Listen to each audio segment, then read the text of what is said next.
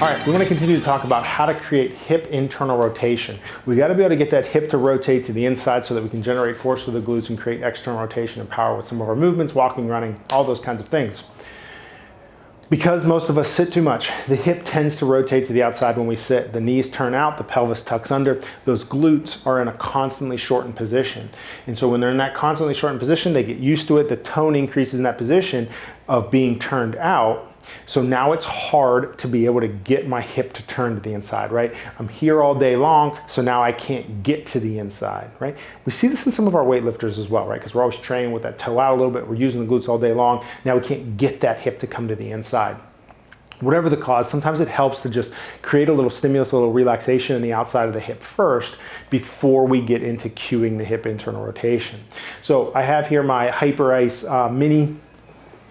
my Hypersphere made by Hyperice, and it is the Hypersphere Mini. I'm going to turn that on. I got to hold it for a little bit to get it to turn on. Okay, now it's going to create vibration. If you don't have a Hypersphere Mini, you can use a regular lacrosse ball. Sometimes the lacrosse ball is too small here, so I recommend a softball or something a little bit larger so you can get into the deeper muscles of the hip. But something, a little bit larger than a lacrosse ball, softball size. There's a 5-inch mobility ball that works really nice, but something along those lines. What I'm gonna do with this ball is I need to get it on the glute. So on the glute, the different glute muscles, but they're gonna run from the hip crest and the sacrum, which sits in the back, and then they're gonna come across, so they're gonna attach to this hip bone, the greater trochanter. Let me turn that off for a second, got some power. So they're gonna run from the hip crest and the sacrum. They're gonna run across and attach to this hip bone, which is your greater trochanter. And then when they squeeze, they're either gonna pull the hip up, out, or rotate it, depending on which one of these glute muscles we're talking about. I just need to take that hip ball, back of the hip bone. I'm gonna roll right off the back of the bone. I don't wanna be on the bone. I'm gonna be right off the back of the bone, and then I can work all the way around that hip bone, and that even all the way to the front, and that's gonna help me catch all of the different muscles that attach to that bone of the greater trochanter. So we're just gonna work from the bottom all the way around the bone, can get high on that hip crest, and you can even come around the front a little bit if you'd like. Okay, so I'm gonna go ahead and turn that ball back on. I'm gonna start at the first speed setting. I'm gonna put it right behind that hip, and I'm literally just gonna sit on it, right? And I think it's a 300-pound weight limit or something like that.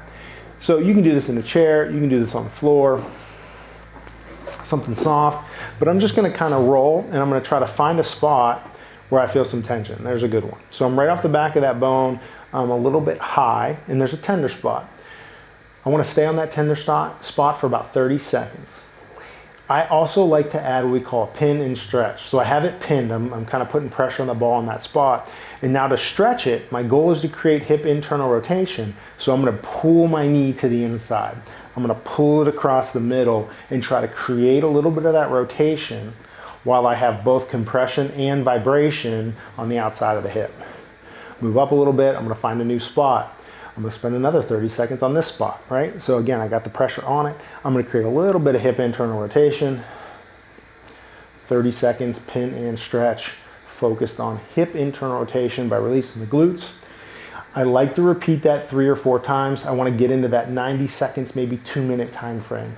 When you look at most of the literature on foam rolling and foam rolling with vibration, that seems to be kind of the sweet spot.